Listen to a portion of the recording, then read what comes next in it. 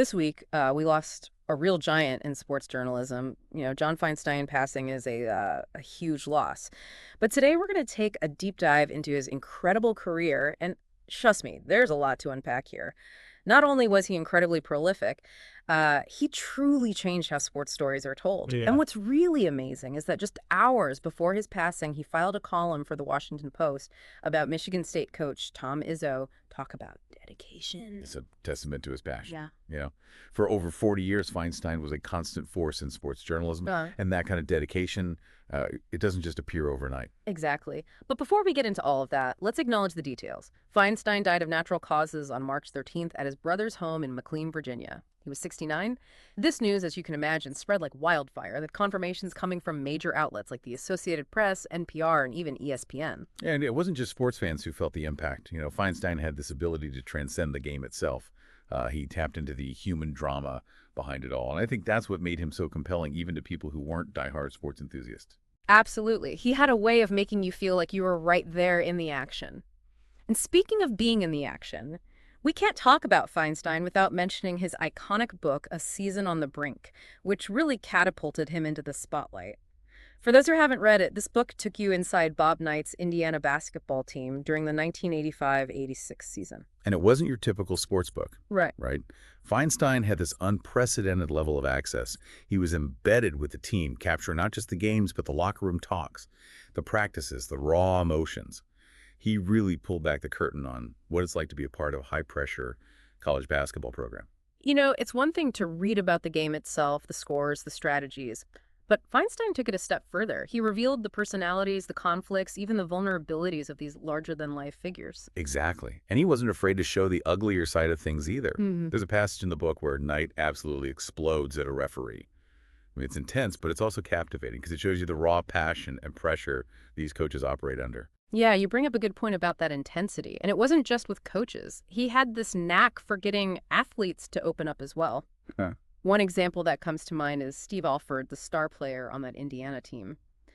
Feinstein doesn't shy away from showing Alford's struggles with the pressure of being the go-to guy. And that's what made A Season on the Brink so groundbreaking. It wasn't just about the wins and losses.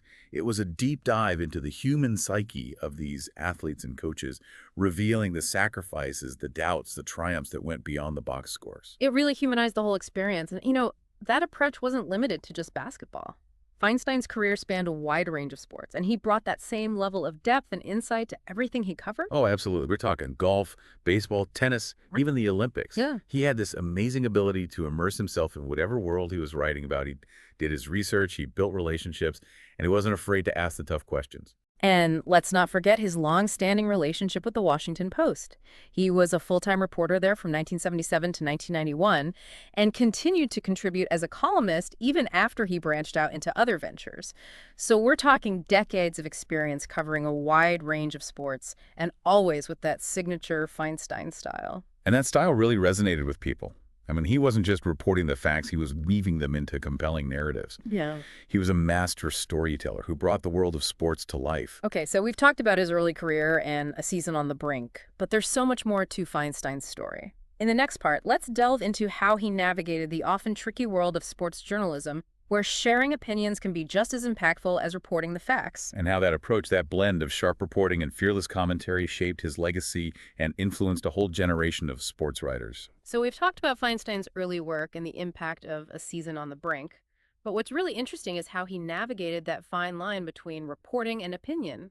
Because in sports journalism, sometimes your take on a game or a player can be just as powerful as the game itself. Right, and Feinstein wasn't shy about sharing his thoughts.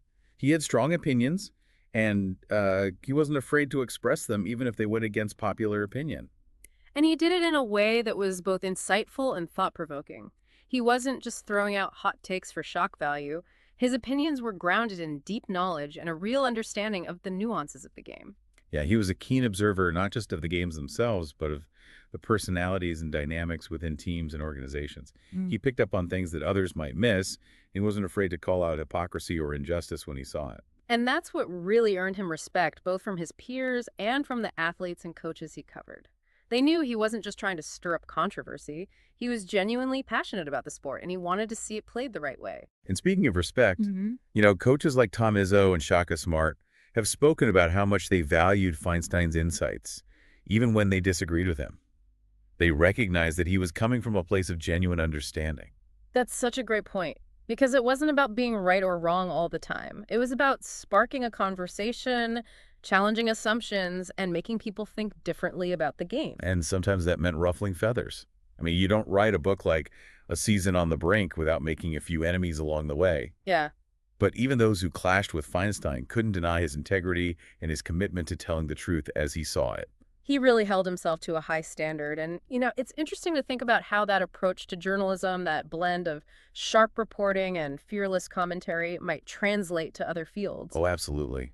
Imagine applying that same level of depth and nuance to reporting on politics or business, going beyond the sound bites and the spin to really dig into the complexities of these issues. I mean, think about the current media landscape where everything feels so polarized and sensationalized. What if we had more journalists like Feinstein willing to challenge the status quo and push for more nuanced discussions? It's a thought-provoking idea, right? Yeah. Because in a world where information overload is constant, having someone who can cut through the noise and provide real insight, that's incredibly valuable. And Feinstein had that ability. He could make even the most complex issues accessible and engaging. He was a gifted writer who could turn a game recap into a compelling story. And he could make you care about the outcome even if you weren't a fan of either team. That's the mark of a true storyteller, isn't it? The ability to connect with an audience on an emotional level and make them see the world through a different lens. And that's something he carried with him even when he shifted gears later in his career. Remember in 2024, he joined Longwood University as a broadcaster and an instructor? And he was so excited about that new chapter. Yeah. He talked about wanting to share his knowledge and experience with the next generation of writers to help them find their own voices and tell their own stories. It really shows you that for Feinstein, it wasn't just about being in the spotlight himself. He genuinely wanted to nurture and mentor aspiring journalists. And that's a legacy that extends far beyond his own writing. Think about the ripple effect of that. The students he taught, the young writers he inspired, they're now out there in the world carrying his lessons with them. That's a powerful testament to his impact. But we've covered so much ground already, and there's still one key aspect of Feinstein's legacy we haven't touched on yet: his incredible body of work. Absolutely, because beyond his columns and his on-air appearances, Feinstein was also a prolific author, churning out book after book, each one delving into a different corner of the sports world. We've talked about Feinstein's impactful career as a journalist and commentator, but let's not forget he was also a prolific author. Oh, absolutely. Yeah, we're talking over 40 books, and not just about basketball. He covered a range of sports, from golf and baseball to tennis and the Olympics. It's mind-boggling, really. You've got deep dives into legendary coaches like Bobby Bowden and Mike Krzyzewski, explorations of iconic events like the Masters tournament, and even novels set against the backdrop of the sports world. And what's remarkable is that he maintained that same level of depth and insight across all these different subjects, whether he was writing about the history of a particular sport or profiling a rising star. Feinstein had this knack for uncovering those human stories that make sports so compelling. He never lost sight of the fact that at the heart of every game, every competition, there are real people with real dreams, real struggles, and real triumphs. Yeah, and he had this amazing ability to capture those stories in a way that was both informative and entertaining. You could learn something new from every book, even if you thought you already knew everything about the sport. And speaking of learning, I think it's worth mentioning that Feinstein's writing often went beyond just the games themselves. He wasn't afraid to tackle bigger issues like race, gender, and social justice within the context of sports. You're right. He used his platform to shed light on important conversations and challenge readers to think critically about the role of sports in society. He understood that sports could be a powerful force for change, but also that it could perpetuate inequalities. And he wasn't afraid to call out those contradictions. It's a testament to his courage and his commitment to using his voice for good. He wasn't content to just report on the games. He wanted to use his writing to make a difference. And I think that's something that really resonates with readers. They could sense his authenticity, his passion, and his belief in the power of storytelling. And that's why his work continues to be relevant today. Even though he's gone, his story is live on inspiring us, challenging us, and reminding us of the enduring power of sports. So as we reflect on John Feinstein's extraordinary legacy, I think the takeaway is this. He was more than just a sports journalist. He was a gifted storyteller, a keen observer of human nature, and a passionate advocate for what he believed in. He showed us that sports can be a window into the human soul, and that the best stories are often the ones that go beyond the headlines and reveal the complexities of the people involved. He challenged us to think critically about the role of sports in our world and to use our own voices to tell stories that matter. And he left behind an incredible body of work that will continue to entertain, inform, and inspire generations to come. So thank you for joining us on this deep dive into the life and work of John Feinstein. We hope you've gained a deeper appreciation for his unique contributions to the world of sports and beyond. And we encourage you to explore his work for yourselves. You won't be disappointed. Until next time, keep exploring, keep questioning, and keep telling your stories.